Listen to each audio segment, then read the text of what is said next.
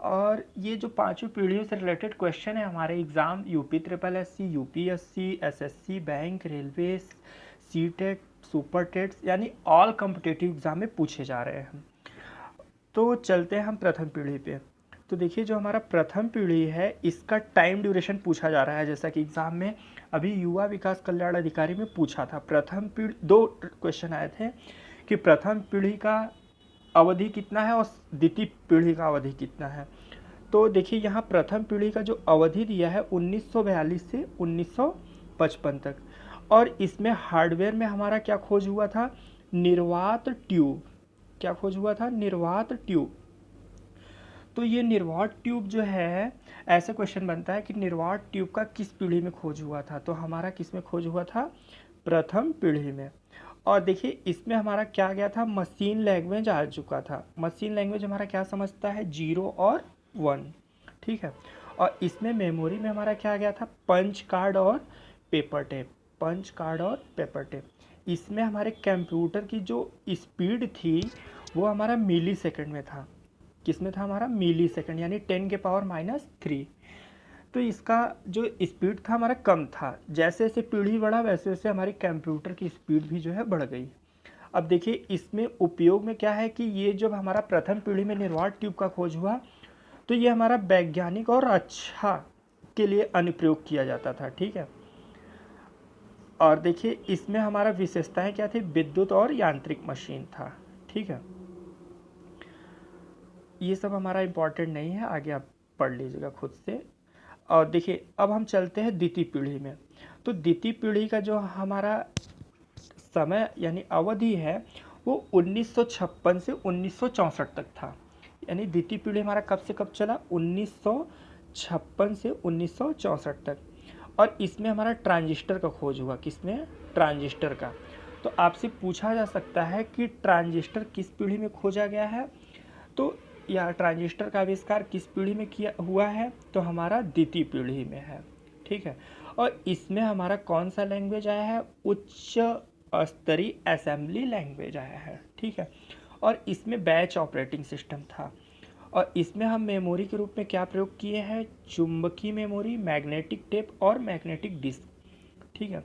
और इसमें हमारी कंप्यूटर की स्पीड क्या हुई, थोड़ी सी और बढ़ गई पहले की अपेक्षा।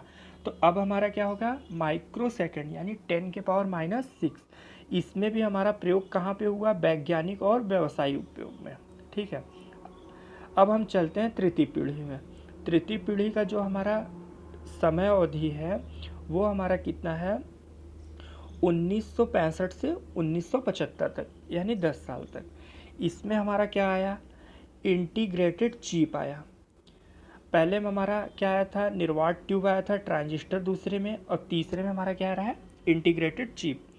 इसमें हमारा उच्च स्तरीय भाषा, उच्च स्तरीय भाषा, मानकीकरण, टाइम शेयरिंग ऑपरेटिंग सिस्टम आया।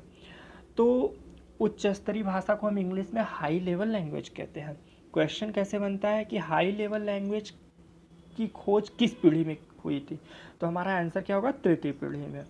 इसमें हमारा क्षमता में, स्टोरेज में क्या है, चुंबकीय भंडारण क्षमता में वृद्धि हो गई। चुंबकीय मेमोरी का तो खोज हो चुका था लेकिन उसके स्टोरेज में और वृद्धि हो गई। इसमें हमारी कंप्यूटर की थोड़ी स्पीड और बढ़ गई, यानी नैनो सेकंड में, यानी 10⁻⁹, ठीक है। इसमें हमारा कंप्यूटर का प्रयोग कहाँ होने लगा, किस तरीके से होने लगा, व्यक्तिगत रूप में। पहले तो वैज्ञानिक में था, अब हम जो है पर्सनली करने लगे हैं। अब देखिए हम चलते हैं चतुर्थ पीढ़ी में। चतुर्थ पीढ़ी का हमारा जो ड्यूरेशन है, टाइम ड्यूरेशन, वो है हमारा 1976 से 1989 तक, 1976 से 1989 तक। इसमें हमारा माइक्रो प्रोसेसर का खोज हुआ, जो कि बहुत ही इम्पॉर्टेंट है। कई बार एग्जाम में पूछा गया है कि माइक्रो प्रोसेसर किस पीढ़ी में खोजा गया, तो हमारा चतुर्थ पीढ़ी में।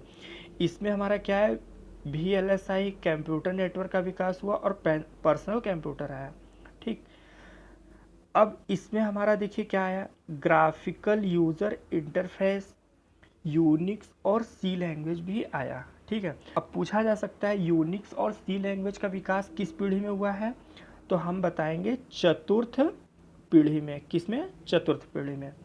और इसमें हमारा जो है मेमोरी के रूप में क्या आ गया, अब हमारा सेमी कंडक्टर के रूप में आ गया, जिसमें छोटी सी एक चिप होती है जिसमें हम अधिक डाटा स्टोर कर सकते हैं। इसमें हमारी कंप्यूटर की स्पीड कितनी हो गई, पिको सेकंड, यानी 10⁻⁻12। और इसमें हमारा कंप्यूटर का जो है व्यावसायिक उत्पादन व्यक्तिगत उपयोग में वृद्धि हो गई। ठीक है, अब हम पंचम पीढ़ी की बात करते हैं।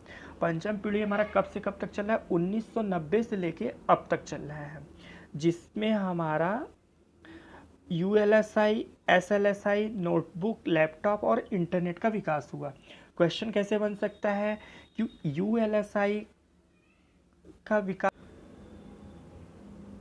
तो लैपटॉप का भी विकास पंचम पीढ़ी में हुआ, और इसके बाद इंटरनेट का विकास हमारा पंचम पीढ़ी में हुआ। इसमें हमारा जो है इंटरनेट तथा मल्टीमीडिया सॉफ्टवेयर पैरेलल प्रोसेसिंग का विकास हुआ। ठीक है, इसमें हमारा क्या आ गया, ऑप्टिकल डिस्क आ गया। ऑप्टिकल डिस्क यानी CD और DVD। और इसमें हमारा वर्चुअल मेमोरी आ गया, मतलब हम एक्स्ट्रा मेमोरी भी लगा सकते हैं। और इसमें हमारी क्षमता क्या हो गई, विशाल भंडारण हो गई। और इसमें हमारा इंटरनेट और सोशल मीडिया के द्वारा मनोरंजन का साधन भी होने लगा। तो इस तरीके से हम 5 पीढ़ियों पे बात की हैं, जो कि बहुत ही इम्पॉर्टेंट है आगामी एग्ज़ामों में। तो आप इसे ध्यान से रीड करेंगे, 1 से 2 बार वीडियो भी देखेंगे तो आपको समझ में आ जाएगा। और इससे रिलेटेड हम क्वेश्चन अगले वीडियो में डालेंगे, तो आप उसको भी ज़रूर देख लीजिएगा। Thank you for watching digital science classes.